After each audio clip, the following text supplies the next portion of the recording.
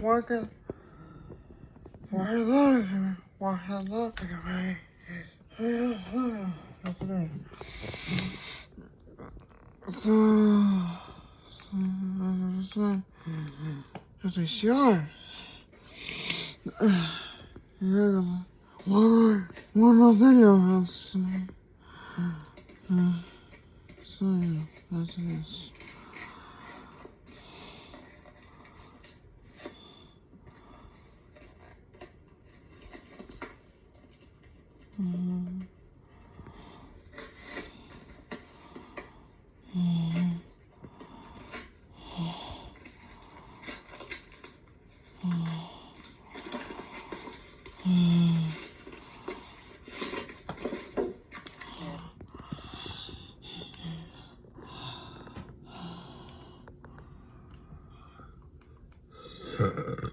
Excuse me.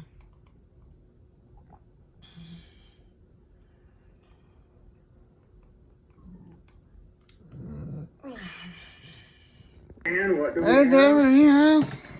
Let's see. A Magnavox. A Magnavox. DVD This is VCR a short combo. cover. Hey, David, yes. A Sanyo DVD Magnavox. player and VCR combo. Yeah. DVCR combo. To NorCal.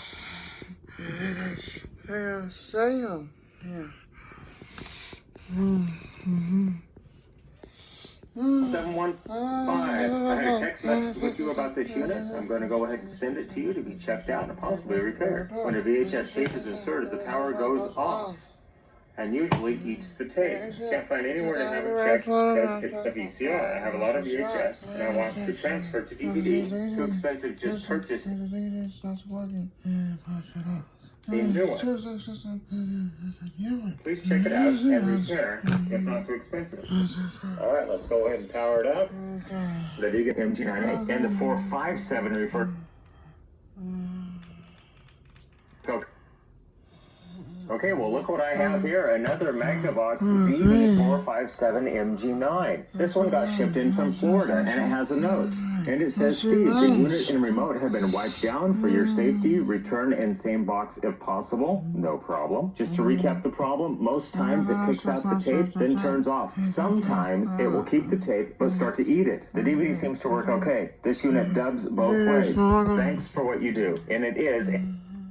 Sometimes it kicks out the tape, then turns off. Sometimes it will keep the tape, but start to eat it. The DVD starts working and the power shut off. seems to work okay. This unit dubs both ways. Thanks for what you do. And it is a Magnavox ZB457MG9A. And the 457 refers to the ATSC tuner that is... And so right off the bat, I'm suspecting a mode select switch oxidation issue because typically that will lead to various problems. Each time you try to put a tape in, it might play at one time. But even checking anything and see if it wants. There we go. To see what happens here.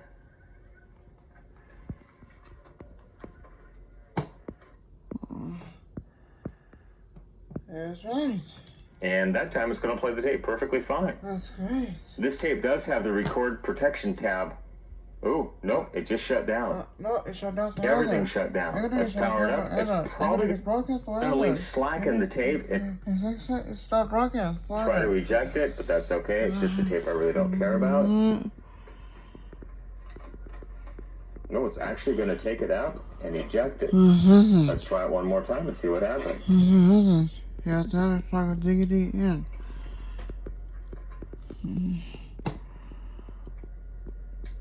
So just for the heck of it, I'm going to try to stop it. It will not let me stop the tape. And then it shut down again. Interesting. Okay, so I put the tape in and out several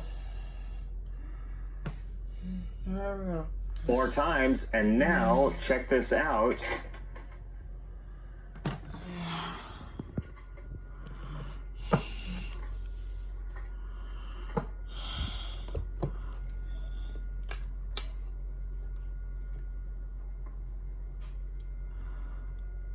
And now it's playing without shutting down. Without shutting So down. once again, that leads me to believe we have an oxidized mode select switch, the rotary encoder. Because as you work these switches back and forth, it actually cleans them a little bit, polishes the silver contacts in them. Okay, so if you haven't seen it before, we'll go ahead and tear this thing apart and show you how to clean the mode select switch in this unit. We'll go ahead and get the stainless steel toothbrush out. We'll polish the contacts. We'll get some magical solution acetone. We'll clean up the residue. We'll get some silicone dielectric grease. We'll go ahead and grease those contacts up to prevent air from contacting them any further. Then we'll put it back together and we'll see if that takes care of it.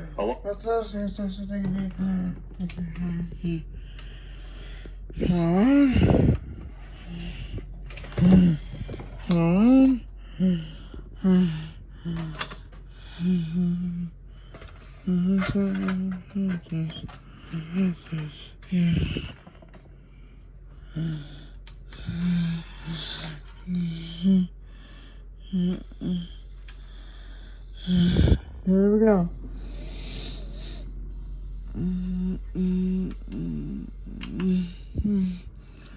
And it shuts down because of a diggity clear.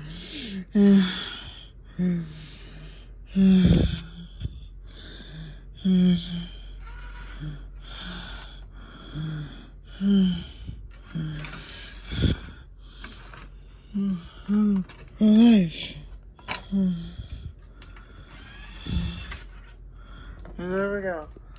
Along the way, because I got to tear so much of this unit apart, we'll go ahead and check the power supply capacitors just to see what shape, especially that one main 4700 microfarad 6.3 volt capacitor is in. We don't want that thing dying a couple of weeks from now. Anyhow, let's get started. Okay, so just because you've seen me do it so many times, I'm not going to narrate the disassembly, but I think I will go ahead and continuously record this and then time-lapse it in a faster speed so you can get a quick rundown of what to do. I'm going to start by removing the front panel, take off the support brace. We'll take out the 4 screws from the DVD unit, unplug these 2 connectors, they just simply pull out. We'll have to remove the power supply, which is underneath the DVD mechanism, several screws, 3 in the back, 2 in the front on the VHS mechanism, miscellaneous screws all over the circuit board to hold it down. We'll have to remove the ATSC tuner board as well as the complete back panel to gain access.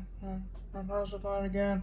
On the VHS mechanism, miscellaneous screws all over the circuit board to hold it down. We'll have to remove the ATSC tuner board as well as the complete back panel to gain access to this. So let's get started.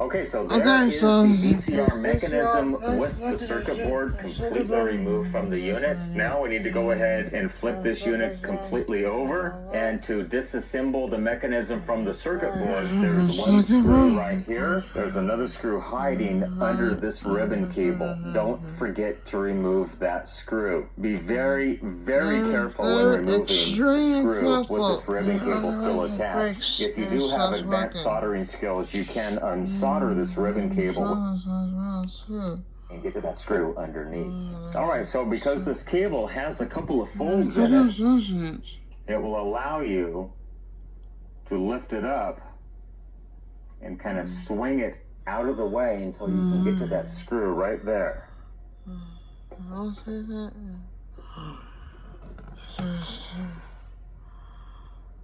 Now remember, these are 2 different types of screws.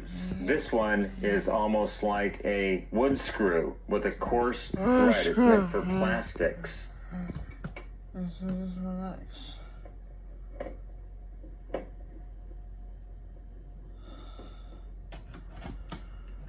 And this one is a machine thread screw. Okay, so now that we've got those out, I'm going to go ahead and reach in and support the VCR mechanism while I lift.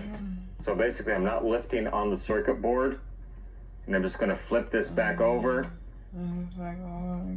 Now that it's flipped over, I can go ahead and lift it up, and then there is the mode switch right in the center of your screen.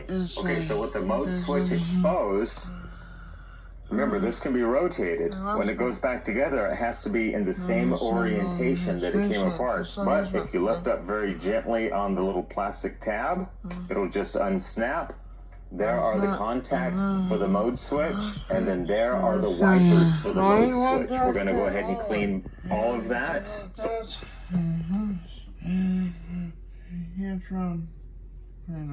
Steel toothbrush and just go ahead and start scrubbing. I realize it's going to be a little jiggly because I'm just supporting this with one hand while I scrub with the other, but here we go. Okay, well look at the...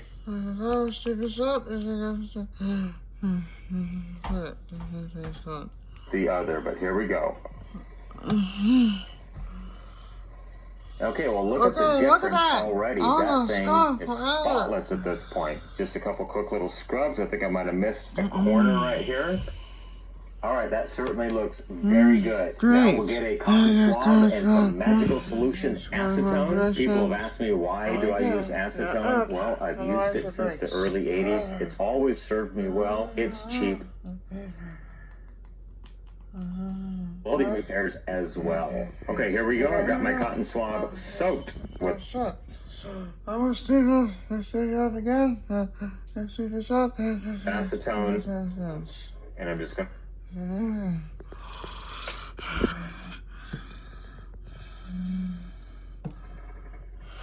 There we go. There we go. That's right now again. Be perfectly clean at this point. Next, we'll go ahead and smear some dielectric grease on there. Now, I think on this time I'm not going to use my cotton swab to smear it because it does leave hairs. I'm just going to go ahead and put some on the tip of my finger and rub it around in there until it's smeared around really good. So I have a good amount right here. Now, a lot of this is going to go away once I fire up the unit. And then, of course, a lot of it is left on my finger as well, but I just want a good coat on the inside and all the contacts of the mode select switch, the rotary encoder. Next, we'll go ahead and clean the wipers off. Okay, so here are the contacts, the rotary portion, the movable portion of the mode select switch. I'm going to get my standard toothbrush. I'm just going to go ahead and brush these. Only one direction. There we go. In one direction only. All right, that looks very good. I'm going to go ahead and hit it with some acetone in that same direction only. And I'm rotating the cotton swab so you can see the gunk that came off of it right there. And then just to be safe, very small amount of dielectric grease. This is the grease. Only one direction. Dabbed right on the contacts. Next, we'll go ahead and snap it back together. And we'll run it around in both directions, probably 20 or 30 times each way to make sure that it seats correctly and it may clean any contaminants left behind. Okay, well there is a nice close-up view of the rotary encoder, the mode select switch. So I'm just going to go ahead and take the top, and set it back on there. It's hard to do with only one hand, so I have to second finger. Press it down, it's going to snap into place. Now the first couple of rotations, it's going to smear the grease around a little bit. After you've done a few rotations, it's going to distribute that silicon dielectric grease. And everything's going to start to move very, very smoothly. Okay, I think we're ready for reassembly. I think reassembly. Look at that. Let's bring it again. Line up. Quickly. So there. Right hand side. And the two screws on the side. And the plastic thread goes very, very gently over here on the left. Go ahead and fold the ribbon cable back down. Now we'll go ahead and put it back together. But before we do that completely, we'll check the power supply capacitors for high ESR.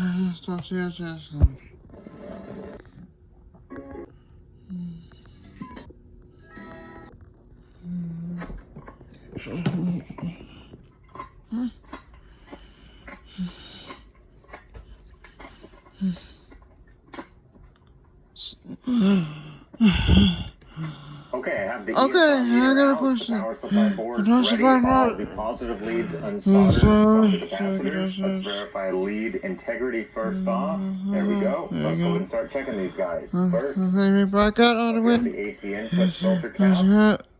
0. Half an ohm. That's acceptable. The snubber 1 point. capacitor. 4 ohms. It's a small He goes cap. That's 5. acceptable. Now we'll just go around the board. 1.5 ohms. That's a 6 small little ones. cap. 0. Perfect. Also. Just under 0. 0. That's like 100 microfarad cap. Great. Acceptable. Good. 0. That's Awesome. a quarter ohm on that one. That's a small little cap. That's a 470. Oh. I think that's going to be okay. 0. 3/4 of an ohm. What value is that? That's a 22. That's perfectly fine. 0. 0. That was about 1 ohm. That's a 220.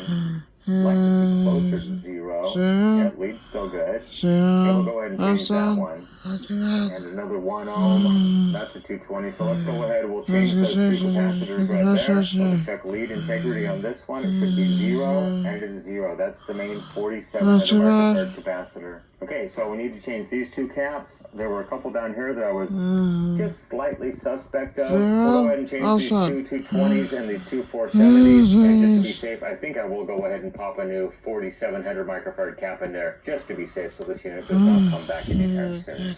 Okay, so I've got all the capacitors changed. Went ahead and changed that main 4700 microfarad cap, a couple of 220s and a couple of 470s. Got the new ones in place there. There's the 220s, there's the 470s, and of course the main 4700 microfarad cap right there. So let's go ahead and get this unit put back together. Okay, all back together. Power is on. Let's pop a tape into it. It should auto play because the record protect tab is removed from this tape. And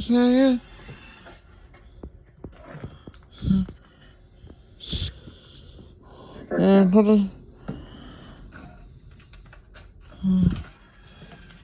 Alright, put it. Alright, hold on. That's right. Turn in. Seat. And. Should auto play because the record protect tab is removed from this tape.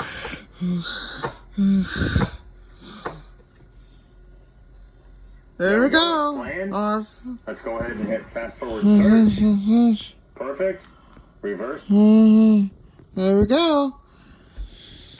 It just works. It diggity works. Search. Awesome. Perfect. Great. We'll do a quick fast forward and rewind check. Fast forward. Rewind.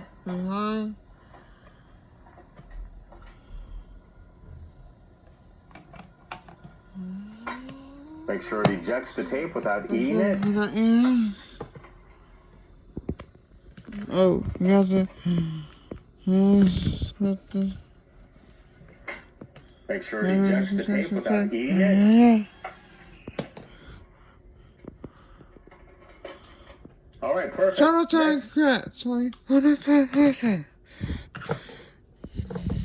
Awesome. Great. There we go.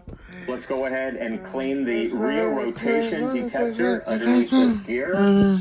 The emitter right here, the prism assembly that I just blocked and it tried to accept a tape. We'll clean the supply photo sensor and the take-up photo sensor over here. The take-up photo sensor is what detects when a tape is in the unit. Hard to see, but there's this tab on the loading mechanism right here that actually blocks the sensor. So if I just put my finger in front of it, It's going to try to load the tape. That's how it knows you put a tape into it. So we'll clean the VCR mechanism and we'll service the DVD mechanism as well. I'll make a test recording to make sure the DVD does record. We'll get this back together and shipped back to the customer in Florida. Okay, next I'm going to go ahead and clean the reel rotation detector, which lives right here, the infrared emitter, which lives under this prism assembly, and then the supply and the take-up infrared receivers. So start by removing the single screw right here. Go ahead and pull the prism assembly up and out of the way. If you're so inclined, you can lift this gear up and out. It's retained when the prism is in place. So next, the cotton swab is moistened with regular household glass cleaner, nothing with ammonia. We'll go ahead and wipe off the infrared emitter. We'll wipe off the supply sensor, the take-up sensor, and then you'll have to remove some of the cotton from this. We'll go ahead and dry the reel rotation sensor, the emitter, the supply, and the take-up sensors. Next, just go ahead and clean the exit to the prism. Clean the entrance to the prism.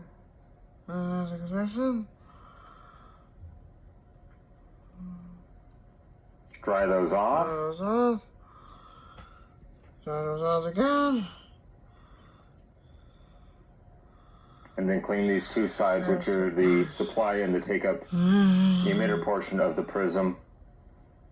And we'll dry those off as well. Go ahead and reinstall the gear back in place. We'll place the prism in place, and we'll put that one screw back in right there. Next, we'll go ahead and clean the entire tape transport. Anything the tape touches, we'll get some magical solution acetone out. I'm going to go ahead and put some in a little cup, and I'm just going to use regular cotton swabs. And I know people are going to say, as always, you cannot use cotton swabs to clean the video heads. Well, I've been doing this since the early 80s, almost 40 years now. If you do it correctly and you clean the heads up here instead of down here, you won't have any problems whatsoever. Now, it's really hard to see, but the heads are these little cutouts right here, and you only want to clean the heads in a horizontal motion, back and forth, never up and down. It will damage the heads. They're very weak ferrite, and they're wound with a very fine wire. So as long as you clean it in horizontal motion, you'll be fine. Vertical, the game's over at that point. So I'm going to start by wiping off the head, and I'm just going to go ahead and speed this up, put it in fast motion, because you've probably seen me do this 100 times already.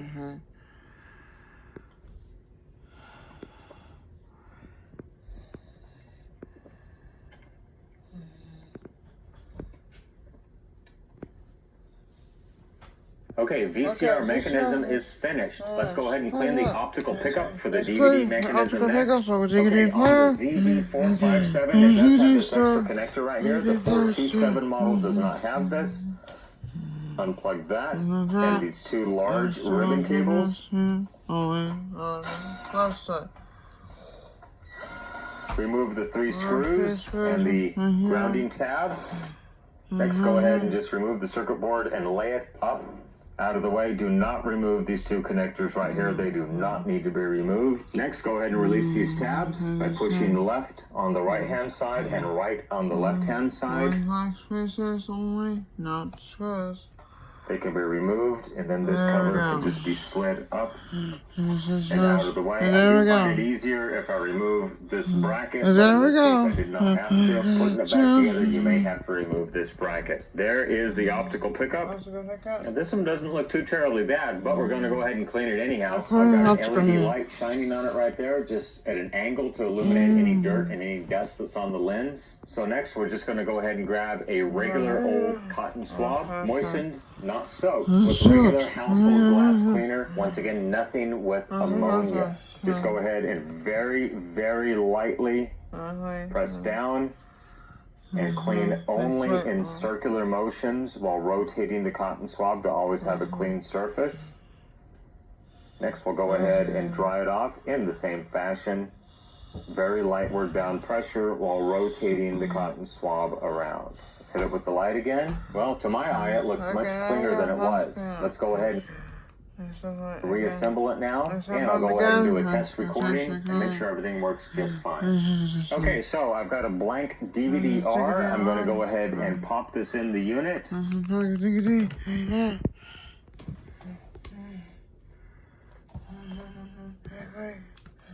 I have a VHS tape ready, and we'll let it load up real quick. And it tells me that it is a -R DVD, which it is. So let's go ahead and hit the record mode button. And I think I'm just going to set this up. This is a 6-hour tape, so we'll just go ahead and do the whole 6 hours and see if it records. Okay, here is the setup menu, general settings. So we'll go to recording, auto chapter every 5 minutes, that's fine. Auto finalize when the disc is full. Dubbing mode, VCR to DVD, make recording compatible, on. Okay, well, I think that's all that we need. So I'm going to go ahead and hit the dubbing button right now. VCR to DVD dubbing. And there it is, copying a VCR over to DVD. So we'll come back in a few hours and see if it finished dubbing correctly. All right, here we go. The disc has been recorded. I'm going to go ahead and close the drawer. I'm going to load the disc.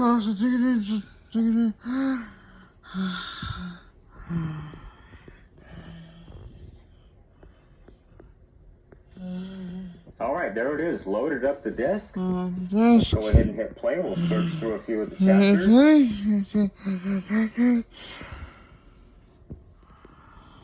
Here we go. All right, there it is. There we go.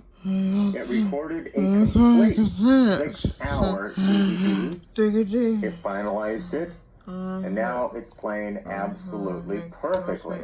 Well, that's it. I just got to get it back together and hand it back to my customer, and we should be good to go. Well, I certainly hope you enjoyed the repair on the Magnavox ZV457MG9, replacing some capacitors in the power supply and cleaning the mode select switch. Go ahead and leave me a question.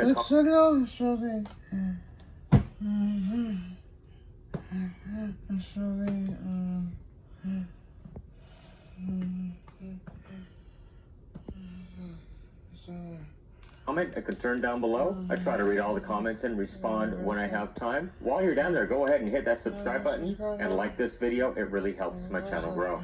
You can follow me on social media, Facebook, Instagram, Twitter at NorCal715. You can email me, NorCal715videos@gmail.com. We can try to keep these things out of the landfill, out of the recycle bin, and out of the e-waste facility. Everyone have a great day. Thank you so much for making it to the end of this video. I really do appreciate it.